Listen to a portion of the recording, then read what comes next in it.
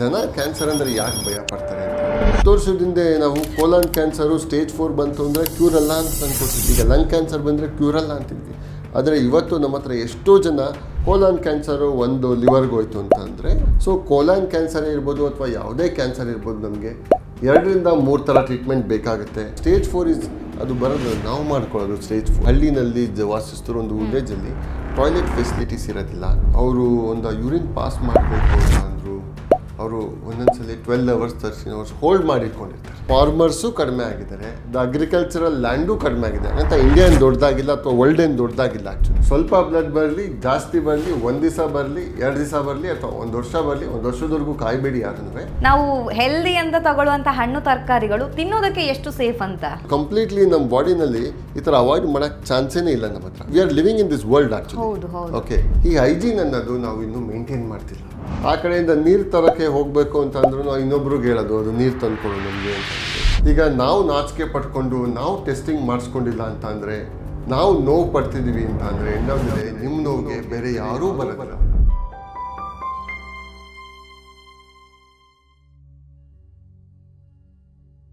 ನಮಸ್ತೆ, ನೀವು ನೋಡ್ತಾ ಇದ್ದೀರಾ ವಿಜಯ ಕರ್ನಾಟಕ. ನಾನು ರಕ್ಷಾ ಕೋಟ್ಯಾನ್. ಕೊಲೋನ್ ಕ್ಯಾನ್ಸರ್ ಅಥವಾ ಕರುಳಿನ ಕ್ಯಾನ್ಸರ್ ಅಂತ ನಾವೇನು ಕರಿತೀವಿ, ತುಂಬ ಜನರಿಗೆ ಇದ್ರ ಬಗ್ಗೆ ಮಾಹಿತಿ ಗೊತ್ತಿರೋದಿಲ್ಲ. ಯಾಕಂತ ಹೇಳಿದ್ರೆ ಕ್ಯಾನ್ಸರ್ ಅಂತ ಬಂದಾಗ ನಾವು ಬ್ರೆಸ್ಟ್ ಕ್ಯಾನ್ಸರ್ ಬಗ್ಗೆ ಹೆಚ್ಚಾಗಿ ಕೇಳಿರ್ತೀವಿ ಅಥವಾ ಬ್ರೈನ್ ಟ್ಯೂಮರ್ ಬಗ್ಗೆ ಕೇಳಿರ್ತೀವಿ. ಆದರೆ ಕರುಳಿನಲ್ಲೂ ಕೂಡ ಕ್ಯಾನ್ಸರ್ ಉಂಟಾಗುತ್ತೆ ಅಂದಾಗ ಕೆಲವೊಮ್ಮೆ ಆಶ್ಚರ್ಯ ಆಗುತ್ತೆ. ಹಾಗಿದ್ರೆ ಈ ಕರುಳಿನ ಕ್ಯಾನ್ಸರ್ ಅಥವಾ ಕೊಲೋನ್ ಕ್ಯಾನ್ಸರ್ ಅಂತ ಹೇಳಿದ್ರೆ ಏನು, ಇದನ್ನು ತಡೆಗಟ್ಟೋದಕ್ಕೆ ಸಾಧ್ಯ ಆಗುತ್ತಾ? ಈ ಕರುಳಿನ ಕ್ಯಾನ್ಸರ್ ಬಂದಾಗ ಮುಖ್ಯವಾದ ಲಕ್ಷಣಗಳು ಯಾವ ರೀತಿಯಾಗಿರುತ್ತೆ, ಇದನ್ನು ನಾವು ಯಾಕೆ ಇಗ್ನೋರ್ ಮಾಡ್ತೀವಿ, ಹಾಗೆಯೇ ಯಾಕೆ ಇಗ್ನೋರ್ ಮಾಡಬಾರ್ದು, ಈ ಎಲ್ಲ ವಿಚಾರದ ಬಗ್ಗೆ ಹೆಚ್ಚಿನ ಮಾಹಿತಿನ ತಿಳಿಸ್ಕೊಡೋದಕ್ಕೆ ಇವತ್ತು ನಮ್ಮ ಜೊತೆ ಇದ್ದಾರೆ doctor Madhusudan N, senior consultant oncologist, forties Bannerghatta road, Bangalore. Doctor, ಕಾರ್ಯಕ್ರಮಕ್ಕೆ ಸ್ವಾಗತ.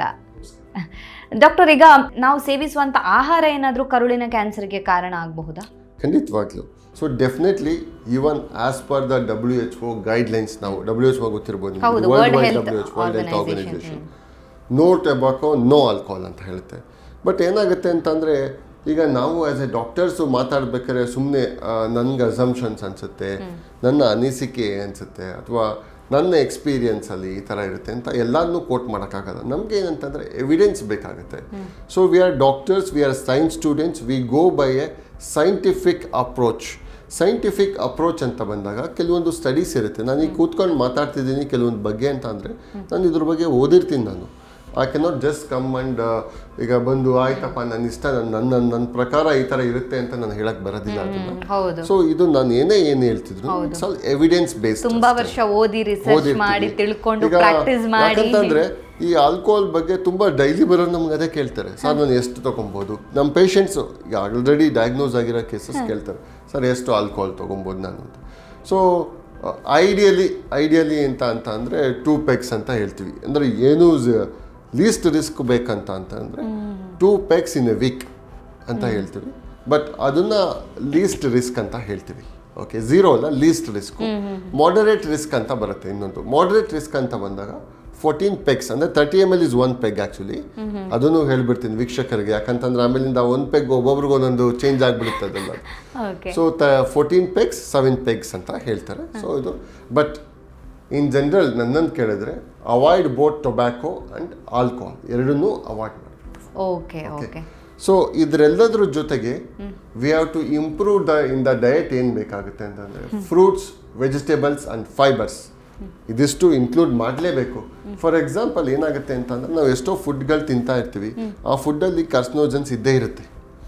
ಈಗ ಫಾರ್ ಎಕ್ಸಾಂಪಲ್ ಈಗ 50 years ago ನಾವು ಇಂಡಿಯಾ ಪಾಪ್ಯುಲೇಷನ್ ಇತ್ತು, ಇವತ್ತೆಷ್ಟಿದೆ ಇಂಡಿಯಾ ಪಾಪ್ಯುಲೇಷನ್ ಇಮ್ಯಾಜಿನ್ ಮಾಡ್ಕೊಳ್ಳೋಣ ಅಲ್ವಾ, ಡಬಲ್ ಆಗಿದೆ ಅಂತ ಇಟ್ಕೊಳ್ಳೋಣ. 50 years ಹಿಂದೆ ನಾವು ಎಷ್ಟು ಅಗ್ರಿಕಲ್ಚರ್ ಮಾಡ್ತಿದ್ವಿ, ಆ್ಯಕ್ಚುಲಿ ಅದಕ್ಕಿಂತ ಅಗ್ರಿಕಲ್ಚರ್ ಈಗ ಕಡಿಮೆ ಆಗಿದೆ. ಹೌದು ಇಲ್ವಾ? ಹಳ್ಳಿಲಿ ದುಡಿಯೋಕೆ ಯಾರಿಗೂ ಬೇಡ, ಫಾರ್ಮರ್ಸು ಕಡಿಮೆ ಆಗಿದ್ದಾರೆ, ದ ಅಗ್ರಿಕಲ್ಚರಲ್ ಲ್ಯಾಂಡು ಕಡಿಮೆ ಆಗಿದೆ ಅಂತ. ಇಂಡಿಯಾ ಏನು ದೊಡ್ಡದಾಗಿಲ್ಲ ಅಥವಾ ವರ್ಲ್ಡ್ ಏನು ದೊಡ್ಡದಾಗಿಲ್ಲ, ಆ್ಯಕ್ಚುಲಿ ಇರೋದು ಜಾಗನೇ ಅಷ್ಟೇ ಇದೆ. ಬಟ್ ಆ್ಯಕ್ಚುಲಿ ಪಾಪ್ಯುಲೇಷನ್ ಜಾಸ್ತಿ ಆಗಿದೆ. ನಾವೇನು ಮಾಡಬೇಕಾಗುತ್ತೆ, ಪಾಪ್ಯುಲೇಷನ್ ಜಾಸ್ತಿ ಆಗಿರೋದ್ರಿಂದ ನಾವು ಅದನ್ನು ಉತ್ಪತ್ತಿ ಜಾಸ್ತಿ ಮಾಡಬೇಕು. ಹೌದು, ಡೆಫಿನೆಟ್ಲಿ. ಸೊ ಈಗೆಲ್ಲರೂ ಹೇಳ್ತಾರೆ, ನಾವು ಈಗ ಆರ್ಗ್ಯಾನಿಕ್ ಅಂತ ಎಲ್ಲ ಬೆಳೀತಾ ಕೂತ್ಕೊಂಡ್ರೆ ಏನಾಗುತ್ತೆ ಅಂತಂದರೆ ಇಂಡಿಯಾದಲ್ಲಿ ಯಾರನ್ನೂ ಅಷ್ಟು ಬೆಳೆದು ಆರ್ಗ್ಯಾನಿಕ್ಕಿಂದ ಸಾಕೋಕ್ಕಾಗೋದಿಲ್ಲ. It is a common sense. ಈಗ ಈವನ್ ನನಗೂ ಗೊತ್ತು ಆರ್ಗ್ಯಾನಿಕ್ ಫುಡ್ಡು ಒಳ್ಳೆಯದು, ಅದನ್ನೇ ತಿನ್ನಬೇಕು ಅಂತಲೇ ನಾನು ಹೇಳ್ತೀನಿ. ಓಕೆ, ಈವನ್ ಈಗ so even we are also from the rural background, ನಮಗೂ ಗೊತ್ತಿದೆ. ಬಟ್ ಹಾಗಂತ so let us come to the practical point ಬಂತಂತ ಅಂದರೆ ನಮಗೆ ಇಷ್ಟು ದೊಡ್ಡ ದೇಶ ಚಿಕ್ಕದಾಗ್ತಾ ಇದೆ, ಅಗ್ರಿಕಲ್ಚರಲ್ ಫೀಲ್ಡ್ಸು, ಫಾರ್ಮರ್ಸ್ ಚಿಕ್ಕದಾಗ್ತಿದ್ದಾರೆ. ಇಷ್ಟು ಜನಕ್ಕೆ ನಾವು ಕ್ಯಾಟರ್ ಮಾಡ್ಕೋಬೇಕಂದ್ರೆ ಆಬ್ವಿಯಸ್ಲಿ ನಾವೇನು ಮಾಡಬೇಕಾಗುತ್ತೆ ಅಂದರೆ ಕೆಮಿಕಲ್ಸ್ ಯೂಸ್ ಮಾಡೇ ಪ್ರೊಡ್ಯೂಸ್ ಮಾಡಬೇಕು. ಹೌದು ಹೌದು, ಕಮರ್ಷಿಯಲ್ ಪರ್ಪಸ್ಗೆ ಮಾಡೇ ಮಾಡ್ತಾರೆ ಸರ್ ಅದನ್ನು. ಹೌದು, ಸೊ ಎಲ್ಲರೂ ಈಗ ಮೆಜಾರಿಟಿ ಆಗ್ತಾರೆ.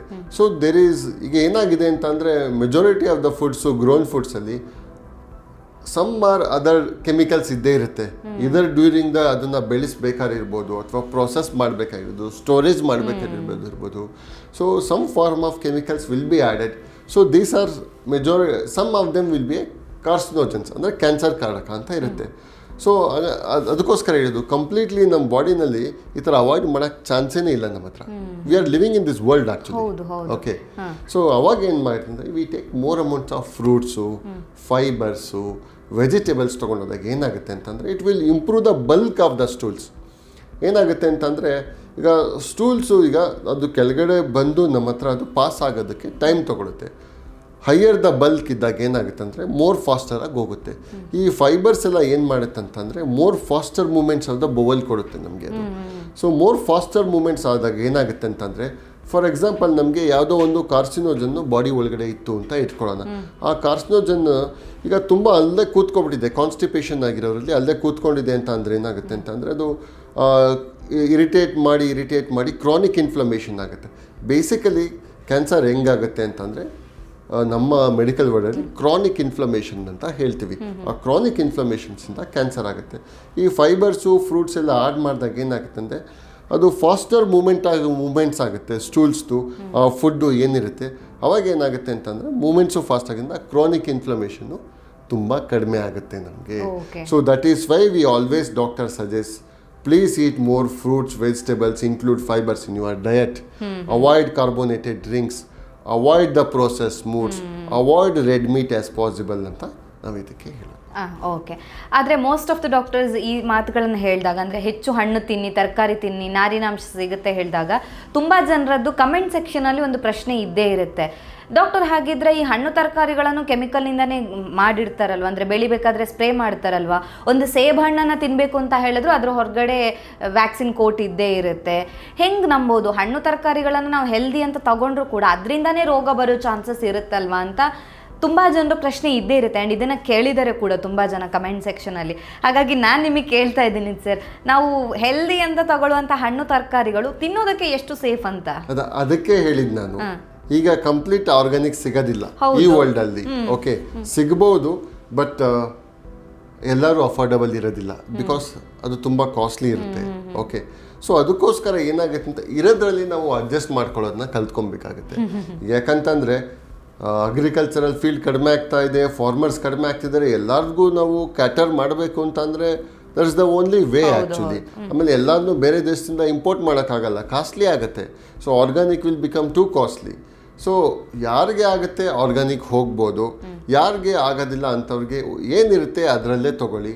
It is something is better than nothing ಅಂತ ಆಲ್ವೇಸ್ ಬೇಕಂತೆ. ಅಂತಂದರೆ ನಾವು ಸ್ಟಡೀಸ್ ಪ್ರಕಾರ ನೋಡ್ತೀವಿ, ಅದೆಲ್ಲ ಆ ಥರ ಇದ್ರೂ ಚೆನ್ನಾಗಿ ವಾಶ್ ಮಾಡಿ ಅದೆಲ್ಲ different fruits, different vegetables, green leafy vegetable, red leafy vegetables ಅಂತ ತುಂಬ ವೆಜಿಟೇಬಲ್ಸಲ್ಲೇ ಬರೀ ಗ್ರೀನ್ ಅಂತ ಇರಲ್ಲ, ಗ್ರೀನು, ಬ್ರೌನು, ರೆಡ್ಡು ಆ ಥರ ಎಲ್ಲ ಇರುತ್ತೆ. ಎಲ್ಲದನ್ನೂ ಮಿಕ್ಸ್ ಮಾಡಿ it's all about A mixed diet, mixing the diet than just eating one food. ಬರೀ ಫ್ರೂಟ್ಸೇ ವೆಜಿಟೇಬಲ್ಸ್ ತಿನ್ನಬೇಕು ಅಂತ. ಯಾಕಂತಂದರೆ the nutrients what we get in a wheat or a rice will not get in a fruits and vegetables. ಯಾಕಂದರೆ always there is no food we should not eat ಅಂತ ಆ ಥರ. Okay, ಎಲ್ಲದನ್ನೂ ನಾವು ಮಿಕ್ಸ್ ಮಾಡಿ ತಿನ್ನಬೇಕು. ಬಾಡಿನಲ್ಲಿ ಒಂದು ಫುಡ್ಡಲ್ಲಿರೋದು ಕಂಟೆಂಟ್ಸು, ದ ಪ್ರೋಟೀನ್ಸು ಅಥವಾ ಎಸೆನ್ಷಿಯಲ್ ಅಮಿನೋ ಆಸಿಡ್ಸ್ ಇನ್ನೊಂದು ಫುಡ್ಡಲ್ಲಿ ಇರೋದಿಲ್ಲ. So we changing the food. Okay doctor, ಹಾಗಿದ್ರೆ ಈಗ ಲಕ್ಷಣಗಳು ಬಂದಾಗ ನೀವು ಸ್ಟೂಲ್ ಬಗ್ಗೆ ಮಾತಾಡಿದೆ, ಅಂದರೆ ನಮಗೆ ಮಲವಿಸರ್ಜನೆಯಲ್ಲಿ ಆಗುವಂಥ ಸಮಸ್ಯೆ ಅಥವಾ ಬ್ಲಡ್ ಬರುತ್ತೆ ಅಂತ. ಆದರೆ ಈ ವಿಚಾರದ ಬಗ್ಗೆ ಜನ ಮುಕ್ತವಾಗಿ ಬಂದು ಮಾತಾಡ್ತಾರಾ? ಓ, ಇದಕ್ಕೆ ನಾನು ಆಸ್ಪತ್ರೆಗೆ ಹೋಗಬೇಕು, ಡಾಕ್ಟರ್ ಹತ್ರ ನಾನು ಇದನ್ನು ಈಸಿಯಾಗಿ ಹಂಚ್ಕೋಬೋದು ಅಂತ ಬರ್ತಾರೆ. ಯಾಕೆಂದರೆ ಇಂಡಿಯನ್ಸಲ್ಲಿ ಹಲವಾರು ವಿಚಾರಗಳಲ್ಲಿ ಅದು ಆರೋಗ್ಯಕ್ಕೆ ಸಂಬಂಧಪಟ್ಟದ್ದಾಗಿದ್ರೂ ಕೂಡ ಮುಜುಗರ ಅನ್ನುವಂಥದ್ದು ಇದ್ದೇ ಇರುತ್ತೆ. ಒಂದು ರೀತಿ ಶೈನೆಸ್ಸು, ನಾಚಿಕೆ, ಹೆಂಗಪ್ಪ ಹೇಳೋದು ಡಾಕ್ಟರ್ ಮುಂದೆ, ಹೆಂಗಪ್ಪ ತೋರಿಸೋದು ಇದನ್ನು ಅನ್ನೋದೊಂದು ಇದ್ದೇ ಇರುತ್ತೆ. ಸೊ ಟಾಯ್ಲೆಟ್ ಸಂಬಂಧಪಟ್ಟಂಥ ವಿಚಾರ, ಮೋಷನ್ ಸಂಬಂಧಪಟ್ಟ ವಿಚಾರಗಳನ್ನು ಜನ ಓಪನ್ ಆಗಿ ಬಂದು ನಿಮ್ಮ ಹತ್ರ ಮಾತಾಡ್ತಾರಾ ಹೇಗೆ ಅಂತ? ಇದು ತುಂಬ ಒಳ್ಳೆ ಗುಡ್ ಕ್ವಶನ್. ನೀವು ಹೇಳಿದ್ದು ಒಳ್ಳೆ ಪ್ರಶ್ನೆ, ಕೇಳಿದ್ದು ಒಳ್ಳೆ ಪ್ರಶ್ನೆನೇ ಇದು. ಯಾಕಂತ ನೀವು ಹೇಳಿದ್ದು ಕರೆಕ್ಟೇನೆ, ಅದು ಆ್ಯಕ್ಚುಲಿ ಕರೆಕ್ಟೇ. ಬಟ್ ಆಫ್ ಲೈಟ್ ಈಗ ಬರ್ತಾ ಬರ್ತಾ ಸ್ವಲ್ಪ ಚೇಂಜಸ್ ಆಗಿದೆ, ಸ್ವಲ್ಪ ಅವೇರ್ನೆಸ್ ಬಂದಿದೆ, ಅವೇರ್ನೆಸ್ ಬಂದಿದೆ. ನೀವು ಹೇಳಿದ್ದು ಮಾತ್ರ ತುಂಬಾನೇ ಕರೆಕ್ಟು. ಯಾಕಂತಂದ್ರೆ ಇಂಡಿಯಾಸಲ್ಲಿ ಇನ್ನೂ ಎಷ್ಟೋ ಜನಕ್ಕೆ ಏನಾಗುತ್ತೆ ಅಂತಂದ್ರೆ ಇದಷ್ಟೇನೆ ಅಲ್ಲ, ಇವನು ಓಪನ್ ಡಿಫಿಕೇಶನ್ ಅಂತ ಹೇಳ್ತೀವಿ. ಓಪನ್ ಡಿಫಿಕೇಶನ್ಸ್ ಅಂದರೆ ಟಾಯ್ಲೆಟ್ ಫೆಸಿಲಿಟೀಸ್ ಇರೋದಿಲ್ಲ. Okay so for just I will give an example of A women living in a village. Actually ಹಳ್ಳಿನಲ್ಲಿ ವಾಸಿಸ್ತಿರೋ ಒಂದು ವಿಲೇಜಲ್ಲಿ ಟಾಯ್ಲೆಟ್ ಫೆಸಿಲಿಟೀಸ್ ಇರೋದಿಲ್ಲ. ಏನಾಗುತ್ತೆ ಅಂತ ಅಂದರೆ ಅವ್ರಿಗೆ ಈಗ ಫಾರ್ ಎಕ್ಸಾಂಪಲ್ ಅವರು ಒಂದು ಯೂರಿನ್ ಪಾಸ್ ಮಾಡಬೇಕು ಅಂತ ಅಂದರು, ಅವರು ಒಂದೊಂದ್ಸಲಿ 12 hours 13 hours ಹೋಲ್ಡ್ ಮಾಡಿಟ್ಕೊಂಡಿರ್ತಾರೆ. ಓಕೆ, ಈಗಲೂ ಆ ಸಿಚುವೇಶನ್ ಇದೆಯಾ ಡಾಕ್ಟರ್? ಇರುತ್ತೆ. ಎಷ್ಟೋ ಕಡೆ ಈಗ ಓಪನ್ ಡಿಫಿಕೇಶನ್ಸ್ ಅನ್ನೋದು ಇದ್ದೇ ಇರುತ್ತೆ ಈಗಲೂ. ಆ ಓಪನ್ ಡಿಫಿಕೇಶನ್ ಅನ್ನೋದು ಇದ್ದೇ ಇರುತ್ತೆ. ಇವನ್ ಇಫ್ ಅವರು ಫಾರ್ ಎಕ್ಸಾಂಪಲ್ ಅವರು ಈಗ ವಾಶ್ರೂಮ್ಗೆ ಹೋಗಬೇಕು ಅಂತ ಅಂದರು, ಅಥವಾ ಸ್ಟೂಲ್ಸ್ ಪಾಸ್ ಮಾಡಬೇಕು, ಮೋಷನ್ಸ್ ಪಾಸ್ ಮಾಡಬೇಕು ಅಂತ ಅಂದರು ಮಾರ್ನಿಂಗಿಂದ ಈವ್ನಿಂಗ್. ಯಾಕಂತಂದರೆ ಈ ಜನಗಳಲ್ಲಿ ಇನ್ನೊಂದು ಏನಾಗಿರುತ್ತೆ ಅಂದರೆ ಈಗ ಪಬ್ಲಿಕ್ ಟಾಯ್ಲೆಟ್ ಇರ್ಬೋದು, ಬಟ್ ಹೈಜೀನ್ ಇರೋದಿಲ್ಲ ಎಷ್ಟೋ. ಓಕೆ, ಈಗ ನೀವೇ ಆಗಲಿ ನಾವೇ ಆಗಲಿ, ಫಾರ್ ಎಕ್ಸಾಂಪಲ್ ಎಲ್ಲೋ ಹೋಗ್ತಾ ಇರ್ತೀವಿ, ಪಬ್ಲಿಕ್ ಟಾಯ್ಲೆಟ್ನ ಕೆಲವೊಂದ್ಸಲಿ ಯೂಸ್ ಮಾಡ್ಬೇಕಂದ್ರೆ ನಾವು ಹಿಂಜರಿತೀವಿ, ಯಾಕಂತಂದ್ರೆ ಹೈಜೀನ್ ಇರಲ್ಲಪ್ಪ ಅಂತ ಹೇಳ್ತೀವಿ. ಓಕೆ, ಅದಾದ್ಮೇಲಿಂದ ಈಗ ಮನೆ ಹತ್ರ ಬಂತಂದ್ರೆ ಅಲ್ಲಿಗೆ ಹೋಗ್ಬಿಡೋಣ ಅಂತ. ಈಗ ಬೇರೆಯವರೆಲ್ಲ ನಾನು ಕೂಡ ಅದೇ ಥರ ಎಷ್ಟೋ ಸಲ ಮಾಡಿ. ಯಾಕಂತಂದ್ರೆ ಈ ಹೈಜೀನ್ ಅನ್ನೋದು ನಾವು ಇನ್ನೂ ಮೇಂಟೈನ್ ಮಾಡ್ತಿಲ್ಲ. ಫಸ್ಟ್ ಥಿಂಗ್ ಅಂತಂದರೆ ಹೈಜೀನ್ ಮೇಂಟೈನ್ ಮಾಡಬೇಕು, ಸ್ವಚ್ಛತೆ ಅನ್ನೋದು ತುಂಬಾ ಇಂಪಾರ್ಟೆಂಟು. ಸೊ ಇಲ್ಲ ಇದರಿಂದ ಈಗ ಕಾನ್ಸ್ಟಿಪೇಷನ್, ಈಗ ನಾವು ಪಾಸ್ ಮಾಡಿಲ್ಲ ಅಂದರೆ ಕಾನ್ಸ್ಟಿಪೇಷನ್ ಆಗುತ್ತೆ, ನಾವು ಪಾಸ್ ಮಾಡಿಲ್ಲ ಅಂದರೆ ಯೂರಿನ್ ಹೋಲ್ಡ್ ಆಗುತ್ತೆ, ಅದರಿಂದ chronic irritation, urine tract infections ಆಗಿರುತ್ತೆ, ಅದೆಲ್ಲ ಆಗುತ್ತೆ. ಅದು ಒಂದು. ಇನ್ನೊಂದು ಏನಾಗುತ್ತೆ ಅಂದರೆ ಈ ಥರ ಇಟ್ಸ್ ಫಿಮೇಲ್ ಇನ್ಸೆಕ್ಯೂರಿಟಿ ಆಲ್ಸೋ. ಈಗ ಏನಾಗುತ್ತೆ ಅಂತಂದರೆ ಎಸ್ಪೆಷಲಿ ಹಳ್ಳಿಗಳಲ್ಲಿ ಹೆಣ್ಮಕ್ಳು ಏನಾಗುತ್ತೆ ಅಂದರೆ ನೈಟ್ ಹೋಗ್ತಾರೆ, ಅವ್ರಿಗೆ ಎಷ್ಟೋ ಸಲ ಈಗ ಸೆಕ್ಷುವಲ್ ಹರಾಸ್ಮೆಂಟ್ಸ್ ಆಗ್ಬೋದು ನೈಟ್ಸು. ಯಾಕಂದರೆ ಓಪನ್ ಡಿಫಿಕೇಶನ್ಸ್ ಹೇಳ್ತಾ ಇರೋದು ನಾನು, ಓಪನ್ ಡಿಫಿಕೇಶನ್ಸ್ ಬಗ್ಗೆ. ಸೊ ಇದೆಲ್ಲ ನಾವು ಆದಷ್ಟು ಅವಾಯ್ಡ್ ಮಾಡಿ ಹೈಜೀನಿಕ್ ಪಬ್ಲಿಕ್ ಟಾಯ್ಲೆಟ್ಸ್ ಕೊಡಬೇಕು ನಾವು ಪ್ರತಿಯೊಬ್ಬರಿಗೂ. ಇಸ್ ಅ ರೈಟ್, ಪ್ರತಿ ಮನುಷ್ಯನ ರೈಟ್ ಇದು, ಹೈಜೀನಿಕ್ ಟಾಯ್ಲೆಟ್ಸು. ಅವ್ರ ಮನೇಲೇ ಆದಷ್ಟು ಕೊಡಬೇಕು. ಮನೇಲಿಲ್ಲ ಅಂತ ಅಂದರೆ ನಾವು ಹೊರಗಡೆ ಹೋದಾಗ ಅದನ್ನು ಹೈಜೀನ್ ಮೇಂಟೈನ್ ಮಾಡೋದ್ರಿಂದ ಎಷ್ಟೋ ಪ್ರಾಬ್ಲಮ್ಸ್ನ ನಾವು ಸಾಲ್ವ್ ಮಾಡ್ಬೋದು. ಓಕೆ. ಹಾಗಿದ್ರೆ ಡಾಕ್ಟರ್, ಈಗ ಕರುಳಿನ ಕ್ಯಾನ್ಸರ್ ಯಾವ ಹಂತದಲ್ಲಿ ಪತ್ತೆಯಾದರೆ ಅದನ್ನು ಸಂಪೂರ್ಣವಾಗಿ ಗುಣಪಡಿಸಬಹುದು ಅಂತ, ಈ ಸ್ಟೇಜಲ್ಲಿದ್ದಾಗ ಓಕೆ ನಾವು ಇದನ್ನು ಕ್ಯೂರ್ ಮಾಡ್ಬೋದು ಅಥವಾ ಟ್ರೀಟ್ಮೆಂಟ್ ವರ್ಕ್ ಆಗುತ್ತೆ ಅಂತ ಹೇಳೋದಕ್ಕೆ ಸಾಧ್ಯ ಆಗುತ್ತಾ ಅಂತ? ಓಕೆ, ಇನ್ನು ಒಳ್ಳೆಯ ಉತ್ತಮವಾದ ಪ್ರಶ್ನೆ. ಈಗ ಕರುಳಿನ ಕ್ಯಾನ್ಸರ್ ಅಂತ ಬಂದಾಗ, ಈಗ ಯಾವುದೇ ಕ್ಯಾನ್ಸರ್ಸ್ ಅಂತ ಬಂದು ಸ್ಟೇಜ್ ನಾವು ಜನರಲಿ ಕಾಮನ್ ಪಬ್ಲಿಕ್ ಹೇಳ್ಬೇಕಂತಂದ್ರೆ 4 ಸ್ಟೇಜ್ ಇರುತ್ತೆ ನಮ್ಮ ಹತ್ರ. ಸ್ಟೇಜ್ 1 ಅಂದರೆ ತುಂಬಾ ಅರ್ಲಿ ಕ್ಯಾನ್ಸರ್, ಸ್ಟೇಜ್ 4 ಅಂತ ಅಂದರೆ ಸ್ಪ್ರೆಡ್ ಆಗಿದೆ ಅಂತ ಅರ್ಥ. ಓಕೆ, ಜನರಲಿ ಅಂದರೆ ಈಗ ಒಂದೊಂದು ಕ್ಯಾನ್ಸರ್ಸಲ್ಲಿ ಒಂದೊಂದು ಥರ ಇರುತ್ತೆ. ಜನರಲ್ ಟರ್ಮ್ಸಲ್ಲಿ ಸ್ಟೇಜ್ 1, 2, 3 ಇವು 3 ಏನಾಗಿರುತ್ತೆ ಅಂತ ಅಂದರೆ 3 ಹೊರಗಡೆ ಸ್ಪ್ರೆಡ್ ಆಗಿರಲ್ಲ. ಅಂದರೆ ಬೇರೆ ಜಾಗಕ್ಕೆ ಒಂದು ಜನ ಕ್ಯಾನ್ಸರ್ ಅಂದರೆ ಯಾಕೆ ಭಯ ಪಡ್ತಾರೆ ಅಂತ ಅಂದರೆ, ಕ್ಯಾನ್ಸರ್ ಒಂದರಿಂದ ಇನ್ನೊಂದು ಭಾಗಕ್ಕೆ ಸ್ಪ್ರೆಡ್ ಆಗಿಬಿಡುತ್ತೆ. ಎಷ್ಟೋ ಜನ ಬೈಯೋದು ಕೇಳ್ತಿದ್ರು, ಕ್ಯಾನ್ಸರ್ ಥರ ಅಂತ ಬೈತಾರೆ. ಸೊ ಒಂದು ಭಾಗದಿಂದ ಇನ್ನೊಂದು ಜಾಗಕ್ಕೆ ಸ್ಪ್ರೆಡ್ ಆಗುತ್ತೆ. ಸ್ಟೇಜ್ 4 ಅಂದರೆ ನಥಿಂಗ್ ಬಟ್ ಇನ್ನೊಂದು ಭಾಗಕ್ಕೆ ಸ್ಪ್ರೆಡ್ ಆಗಿದೆ ಅಂತ ಅರ್ಥ. ಓಕೆ, ಸೊ ಆಬ್ವಿಯಸ್ಲಿ ಸ್ಟೇಜ್ 1, 2, 3 ಇವು 3 ಕ್ಯೂರಬಲ್ ಅಂತಲೇ ನಾವು ಕನ್ಸಿಡರ್ ಮಾಡ್ತೀವಿ. Okay, even some of the stage 4 cancers ನನಗೆ ಗೊತ್ತಿರಂಗೆ ಸ್ಟೇಜ್ 4 ಸ್ಪ್ರೆಡ್ ಆಗಿರೋರು 1-2 ಲಿವರ್ಗೆ, ಅಥವಾ 1-2 ಲಂಗ್ಸ್ಗೆ ಹೋಗಿರೋರು, ಅಥವಾ 1-2 ಬ್ರೈನ್ಗೆ ಹೋಗಿರೋರು ನಾವು ಕ್ಯೂರ್ ಮಾಡಿರೋ ಸನ್ನಿವೇಶಗಳು ಉಂಟು. ಓಕೆ, ಅದು ಎಲ್ಲದಕ್ಕೂ ಅಪ್ಲೈ ಆಗಲ್ಲ. ಆ ಥರ ಎಷ್ಟೋ ಪೇಷಂಟ್ಸು ನಮ್ಮ ಹತ್ರ ಇದ್ದಾರೆ ಆ ಥರನೂ ಇರೋರು. ಬಟ್ ಜನರಲಿ ಸ್ಟೇಜ್ 1 ಬಂತು ಅಂತಂದರೆ ನಿಯರ್ಲಿ 95% ಕ್ಯೂರೇಟ್ಸ್ ಇರುತ್ತೆ. ಅದೇ ಸ್ಟೇಜ್ 3 ಬಂತು ಅಂತ ಅಂದರೆ ಅಬೌಟ್ 30% ಕ್ಯೂರೇಟ್ಸ್ ಇರುತ್ತೆ. ಯಾಕೆ ಏನಾಗುತ್ತೆ ಅಂತ ಅಂದರೆ ವಿತ್ ಇನ್ಕ್ರೀಸಿಂಗ್ ಸ್ಟೇಜ್ ಏನಾಗುತ್ತೆ ಅಂದರೆ ಸ್ಟೇಜ್ 1 by 1 ಹೋಗ್ತಿದ್ದಂಗೆ ಕ್ಯೂರೇಟ್ಸ್ ಕಡಿಮೆ ಆಗ್ತಾ ಹೋಗುತ್ತೆ, ವಾಪಸ್ ಬರೋ ರೇಟ್ಸ್ ಜಾಸ್ತಿ ಆಗುತ್ತೆ. But even stage 3 is also curable, 30 to 40% curable ಇರುತ್ತೆ. ಓಕೆ, ಹಂಗಂತ ಸ್ಟೇಜ್ 3 ಬಂದರೆ ಕ್ಯೂರ್ ಮಾಡೋಕ್ಕಾಗಲ್ಲ ಅಂತ ಏನಲ್ಲ. ಸ್ಟೇಜ್ 4 ಎಷ್ಟೋ ಜನಕ್ಕೆ ಕ್ಯೂರ್ ಮಾಡಿರ್ತೀವಿ ನಾವು. ಬಟ್ ಏನಂತ ಅಂದರೆ ಆ ಸ್ಟೇಜ್ 4 ಈಗ ಫಾರ್ ಎಕ್ಸಾಂಪಲ್ ಜನರಿಗೆ ಹೇಳಬೇಕು ಅಂತಂದರೆ ಸ್ಟೇಜ್ 4 ಅಂತಂದರೆ ಈಗ ಕೋಲಾನ್ ಕ್ಯಾನ್ಸರ್ ಅಂತ ಇಟ್ಕೊಳ್ಳೋಣ. ಕೋಲಾನ್ ಕ್ಯಾನ್ಸರು ಒಂದು ಲಿವರ್ಗೆ ಹೋಯ್ತು ಅಂತಂದರೆ ಒಂದೇ ಒಂದು ಲೀಷನ್ ಇದೆ ಅಂದರೆ ಅದು ಸ್ಟೇಜ್ 4. ಲಿವರು ಮತ್ತು ಬೋನ್ಗೆ ಹೋಗಿದೆ ಅಂದರೆ ಅದು ಸ್ಟೇಜ್ 4. ಲಿವರಲ್ಲಿ 10 ಲೀಷನ್ಸ್ ಇದೆ ಅಂದ್ರೂ ಸ್ಟೇಜ್ 4. ಲಿವರು ಲಂಗು ಬ್ರೈನ್ ಹೋಗಿದೆ ಅಂದರೂ stage 4. So it is also important. ಯಾಕಂತಂದರೆ ಈ ಥರ ಫುಲ್ಲು ಸ್ಪ್ರೆಡ್ ಆಗಿರೋರಿಗೆ ನಾವು ಕ್ಯೂರ್ ಮಾಡೋಕ್ಕೆ ಬರಲ್ಲ, ಆದರೆ ಕಂಟ್ರೋಲ್ ಆಪ್ಷನ್ಸ್ ಇದ್ದೇ ಇರುತ್ತೆ. ಓಕೆ, ಆದರೆ 1-2 ಸ್ಪಾಟ್ಸಲ್ಲಿ ಇದೆ ಅಂತ ಅಂದರೆ ಸ್ಟಿಲ್ ನಮ್ಮ ಇಂಟೆನ್ಷನ್ ಏನಂತ ಅಂದರೆ ಅದನ್ನ ಕ್ಯೂರ್ ಮಾಡೋ ಥರನೇ ಮಾಡ್ತೀವಿ. ಯಾಕಂದರೆ ಈಗ ಟೆಕ್ನಾಲಜಿಸ್ಟು ಸೋ ಅಡ್ವಾನ್ಸ್ಡ್ ಆಗಿದೆ ಅಂತ ಅಂದರೆ ನಮ್ಮ ಹತ್ರ ಆಲ್ ಪ್ರೆಸಿಷನ್ ಟ್ರೀಟ್ಮೆಂಟ್ ಅಂತ ಹೇಳ್ತೀವಿ. ಈಗ ಮುಂದಿನ ಥರ ಅವಾಗಿನ ಥರ ಏನಲ್ಲ. ಈಗ ಏನಂತಂದರೆ ಬರೀ ಸರ್ಜರಿ, ಬರೀ ಕಿಮೋಥೆರಪಿ, ಬರೀ ರೇಡಿಯೇಷನ್ ಆ ಥರ ಅಲ್ಲ. We have lot of advance treatments ಆಗಿ ಪ್ರೆಸಿಷನ್ ಟ್ರೀಟ್ಮೆಂಟ್ಸ್ ಅಂತ ಹೇಳ್ತೀವಿ. ಸೊ ನೀವು ಸರ್ಜರಿಗೆ ಬಂದರೆ ರೊಬೋಟಿಕ್ ಪ್ರೆಸಿಷನ್ ಅಂತ ಮಾಡ್ತೀವಿ, ರೊಬೋಟಿಕ್ ಸರ್ಜರೀಸ್ ಮಾಡ್ತೀವಿ. ಕಿಮೋಗೆ ಬಂದರೆ ಟಾರ್ಗೆಟೆಡ್ ಥೆರಪಿ ಅಂತ ಇರುತ್ತೆ, ಇಮ್ಯುನೋಥೆರಪಿ ಅಂತ ಇರುತ್ತೆ, ಬಯೋಲಾಜಿಕಲ್ ಥೆರಪಿ. ಇದೆಲ್ಲ ಥೆರಪೀಸ್ ನಾವು ಕೋಲಾನ್ ಕ್ಯಾನ್ಸರ್ ಕೊಡೋದು, ನಾವು ಕೋಲಾನ್ ಕ್ಯಾನ್ಸರಲ್ಲಿ ಕೊಡ್ತೀವಿ ಈ ಥರ ಟ್ರೀಟ್ಮೆಂಟ್ ಎಲ್ಲ ನಾವು. ಆಮೇಲಿಂದ ನೆಕ್ಸ್ಟು ನಾವು ರೇಡಿಯೇಷನ್ಸ್ ಬಂದರೆ ಸ್ಟಿರೋಟ್ಯಾಕ್ಟಿಕ್ ಟ್ರೀಟ್ಮೆಂಟ್ ಅಂತ ಹೇಳ್ತೀವಿ. ಈಗ ನಿಮಗೆ ಎಕ್ಸಾಂಪಲ್ ಕೊಟ್ಟಿರೋಂಗೆ ನಿಮಗೆ ಲಂಗ್ಸಿಂದ ಈಗ ಕೋಲಾನಿಂದ ಲಿವರ್ಗೆ ಹೋಗಿದ್ದು ನಾವು ಕೋಲಾನ್ಗೂ ಆಪ್ರೇಷನ್ ಮಾಡ್ತೀವಿ. ಇದಕ್ಕೆ ನಾವು ಸ್ಟಿರೋಟ್ಯಾಕ್ಟಿಕ್ ರೇಡಿಯೇಷನ್ ಥೆರಪಿ ಕೊಡ್ತೀವಿ ಲಿವರ್ಗೆ ಹೋಗಿರೋದನ್ನ ಅಥವಾ ಬ್ರೈನ್ಗೆ ಹೋಗಿರೋದನ್ನ. ಪ್ಲಸ್ ನಾವು ಇಮ್ಯುನೋಥೆರಪಿ, ಟಾರ್ಗೆಟೆಡ್ ಥೆರಪಿ ಅಂತ ಲಾಂಗ್ ಟರ್ಮ್ 1 year 2 year ಕೊಟ್ಟು ಕಂಟ್ರೋಲ್ ಮಾಡ್ಕೊಂಬರ್ತೀವಿ. ಸೊ ಒಂದು ಟ್ರೀಟ್ಮೆಂಟಿಂದ ನಾವು ಕ್ಯೂರ್ ಆಗುತ್ತೆ ಅಂತ ಭಾವಿಸಬಾರ್ದು majority of the time actually. So colon cancer ಇರ್ಬೋದು ಅಥವಾ ಯಾವುದೇ ಕ್ಯಾನ್ಸರ್ ಇರ್ಬೋದು, ನಮಗೆ 2 3 ಥರ ಟ್ರೀಟ್ಮೆಂಟ್ ಬೇಕಾಗುತ್ತೆ. ಮೆಜಾರಿಟಿ ಆಫ್ ದ ಕ್ಯಾನ್ಸರ್ಸ್ಗೆ 3 ಥರನೂ ಟ್ರೀಟ್ಮೆಂಟ್ ಬೇಕಾಗುತ್ತೆ. ಸೊ ಹಿಂದಿನ ಕಾಲದಲ್ಲಿ ಏನು ಮಾಡ್ತಿದ್ರು ಅಥವಾ ಎಷ್ಟೋ ಜನ ಏನು ಮಾಡ್ತಾರೆ ಅಂತಂದರೆ ಸ್ಟೇಜ್ 1 ಸರ್ ಬೇಡ ಟ್ರೀಟ್ಮೆಂಟು ಅಥವಾ ಸ್ಟೇಜ್ 2 ಬೇಡ ಟ್ರೀಟ್ಮೆಂಟ್ ಅಂತ ಬಿಟ್ಬಿಟ್ಟಿದ್ದು, ಅದೇ ವಾಪಸ್ ರಿಲ್ಯಾಪ್ಸ್ ಆಗಿರುತ್ತೆ. ಸೊ ಅದಕ್ಕೋಸ್ಕರ ನಮಗೆ ಈಗೆಲ್ಲ ನ್ಯೂವರ್ ಮೆಥಡ್ಸು, ಮಾಲಿಕ್ಯುಲರ್ ಮೆಥಡ್ಸು ಎಷ್ಟು ಅಗ್ರೆಸಿವ್. ಬರೀ ಈಗ ಕೋಲಾನ್ ಕ್ಯಾನ್ಸರ್ ಅಂದ ತಕ್ಷಣ ಒಂದೇ ಥರ ಇರೋದಿಲ್ಲ, ಅದರಲ್ಲಿ ಡಿಫ್ರೆಂಟ್ ವೆರೈಟೀಸ್ ಇರುತ್ತೆ. ನಾವು ಮಾಲಿಕ್ಯುಲರ್ ಸಬ್ ಟೈಪ್ಸ್ ಅಂತ ಮಾಡ್ತೀವಿ, ಜೆನೆಟಿಕ್ ಟೆಸ್ಟಿಂಗ್ಸ್ ಅಂತ ಮಾಡ್ತೀವಿ. ಇದೆಲ್ಲ ಮಾಡಿ ಇದು ವಾಪಸ್ ಬರೋ ಚಾನ್ಸಸ್ಸು ಏನಿರುತ್ತೆ. ಈಗ 10 ವರ್ಷದಿಂದ ಮಾಡೋ ಟ್ರೀಟ್ಮೆಂಟ್ಗೂ ಈಗ ಮಾಡೋ ಟ್ರೀಟ್ಮೆಂಟ್ಗೂ ತುಂಬ ವ್ಯತ್ಯಾಸ ಇದೆ, ಡೇ ಟು ಡೇ ಪ್ರತಿಯೊಂದು. ಯಾಕಂತಂದರೆ ಈಗ 10 ವರ್ಷದಿಂದ ನಾವು ಕೋಲಾನ್ ಕ್ಯಾನ್ಸರು ಸ್ಟೇಜ್ 4 ಬಂತು ಅಂದರೆ ಕ್ಯೂರ್ ಅಲ್ಲ ಅಂತ ಅನ್ಕೋತಿದ್ವಿ. ಈಗ ಲಂಗ್ ಕ್ಯಾನ್ಸರ್ ಬಂದರೆ ಕ್ಯೂರ್ ಅಲ್ಲ ಅಂತಿದ್ವಿ.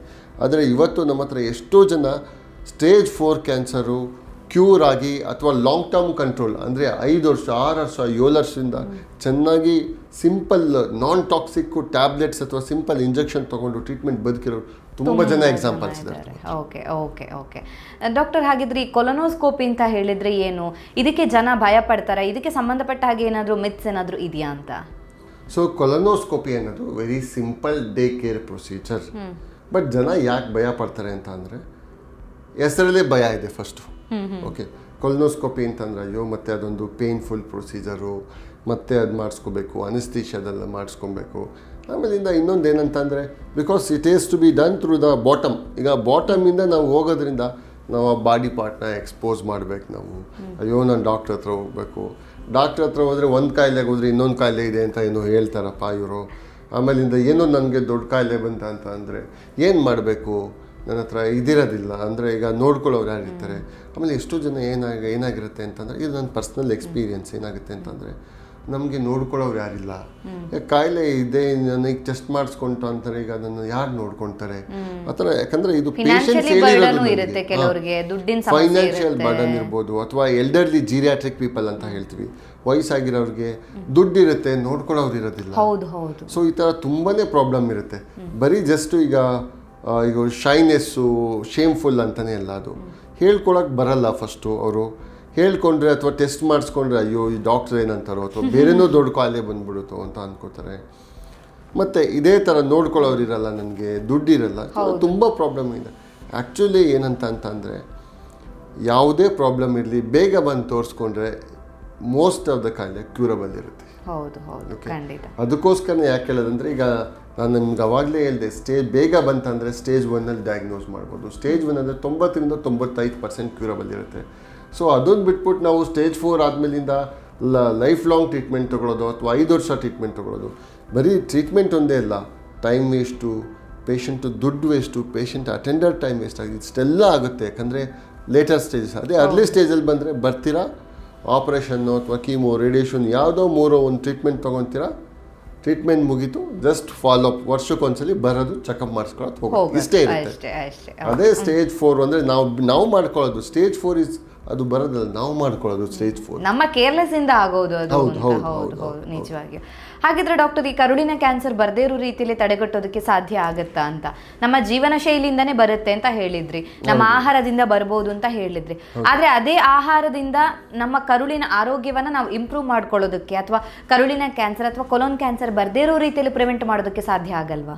ಈಗ ಫಾರ್ ಎಕ್ಸಾಂಪಲ್ ಅದೇ ನಾವು ನಿಮಗೆ ಹೇಳಿದ್ನಲ್ಲ, ಈಗ ರೆಡ್ ಮೀಟ್ ಅವಾಯ್ಡ್ ಮಾಡಬೇಕು ನಾವು, ಒಂದು.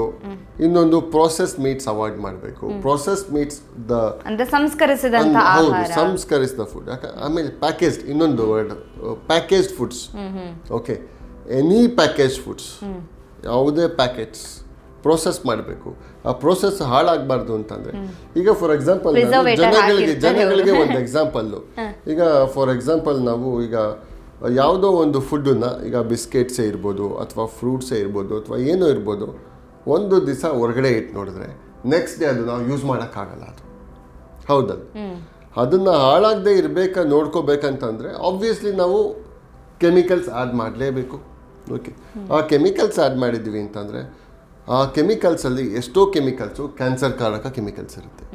ಸೊ ಈ ಥರ ಇರೋದ್ರಿಂದ please avoid processed foods, package foods. Okay, ಅದ್ರ ಜೊತೆಗೆ ಹೈ ಕಾರ್ಬೋನೇಟೆಡ್ ಡ್ರಿಂಕ್ಸ್, ಈಗ ಪೆಪ್ಸಿ, ಕೋಕಾ ಕೋಲಾ ಅದೆಲ್ಲ ಹೇಳ್ತಿರ್ತಾರೆ. ಆಮೇಲಿಂದ ಗ್ಯಾಸ್, ಈಗ ಎಷ್ಟೋ ಜನ ಈಗ ಪೆಪ್ಸಿ, ಕೋಕು, ಆಮೇಲೆ ತುಂಬ ಈಗ ಕಾರ್ಬೋನೇಟೆಡ್ ಡ್ರಿಂಕ್ಸ್ ಅಂತ ಏನು ಹೇಳ್ತೀವಿ, ಅದನ್ನು ಅವಾಯ್ಡ್ ಮಾಡಬೇಕು. ಬೇಸಿಕಲಿ ಈಟ್ ಮಿಕ್ಸ್ಡ್ ಮಲ್ಟಿಪಲ್ ಫ್ರೂಟ್ಸು, ಸೊಪ್ಪು ತಿನ್ನಿ, ತರಕಾರಿ ತಿನ್ನಿ, ಎಲ್ಲ ಕುಡಿರಿ, ಡೈರಿ ಪ್ರಾಡಕ್ಟ್ಸ್ ಯೂಸ್ ಮಾಡ್ಬೋದು, ಎಲ್ಲ ಯೂಸ್ ಮಾಡ್ಬೋದು. ಓಕೆ, ಬಟ್ ಆದಷ್ಟು ಅಷ್ಟು ನಾನು ಹೇಳಿದ್ನ ಒಂದು processed foods, okay, meets, red meat ಅಂದರೆ ಬೀಫು, ಪೋರ್ಕು, ಗೋಡ್ಸು, ಇದನ್ನು ಅವಾಯ್ಡ್ ಮಾಡಿ.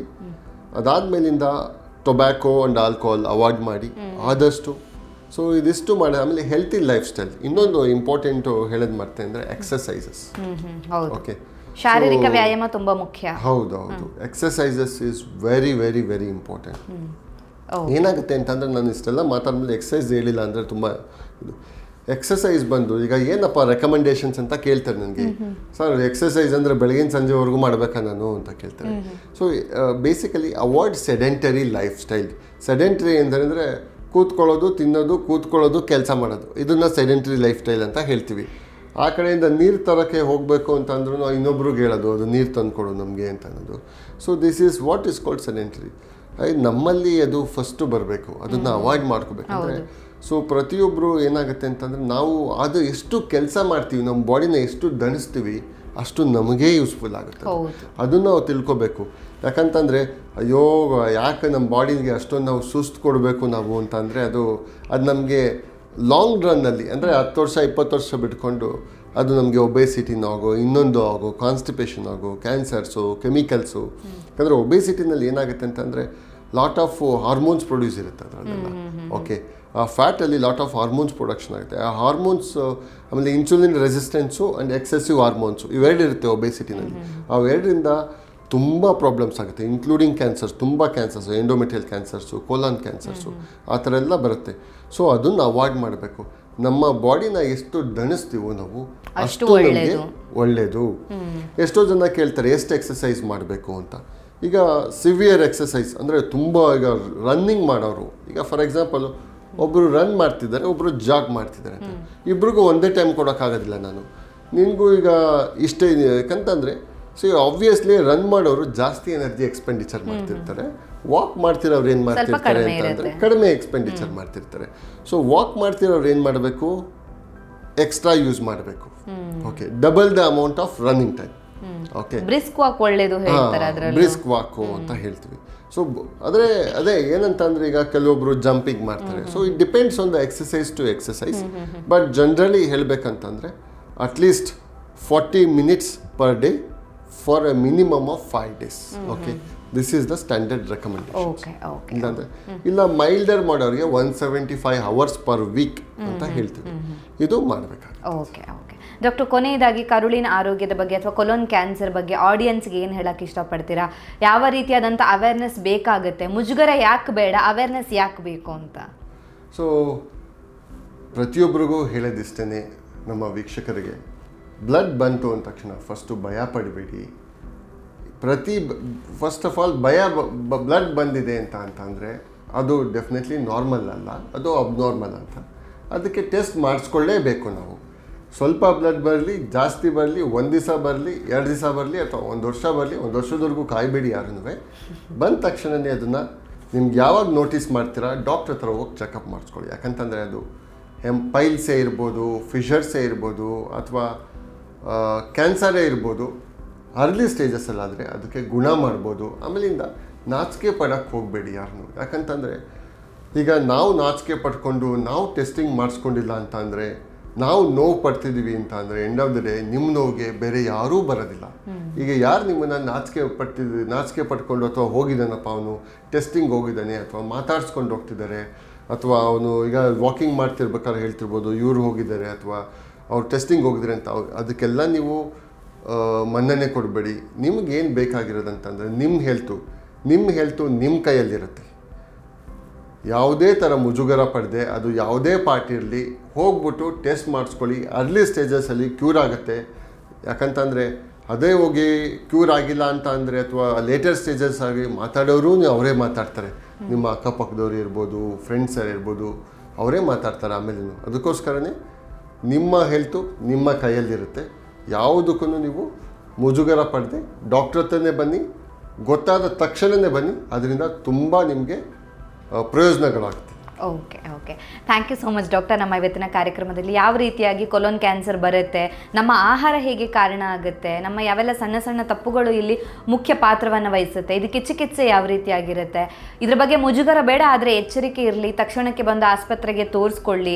ಒಂದು ವೇಳೆ ನಮ್ಮ ಮಲದಲ್ಲಿ ರಕ್ತ ಬಂತು ಅಂತ ಹೇಳಿದಾಗ ಅದ್ರ ಬಗ್ಗೆ ಹಿಂಜರಿಕೆ ಬೇಡ ಅನ್ನೋದನ್ನು ನಮ್ಮ ಆಡಿಯನ್ಸ್ಗೆ ತುಂಬ ಸರಳವಾಗಿ ಅರ್ಥ ಆಗೋ ರೀತಿಯಲ್ಲಿ ವಿವರಿಸಿದ್ದೀರಾ. ತುಂಬ ಚೆನ್ನಾಗಿ ಎಕ್ಸ್ಪ್ಲೈನ್ ಕೂಡ ಮಾಡಿದ್ದೀರಾ. Thank you so much doctor. Thank you, ಧನ್ಯವಾದ.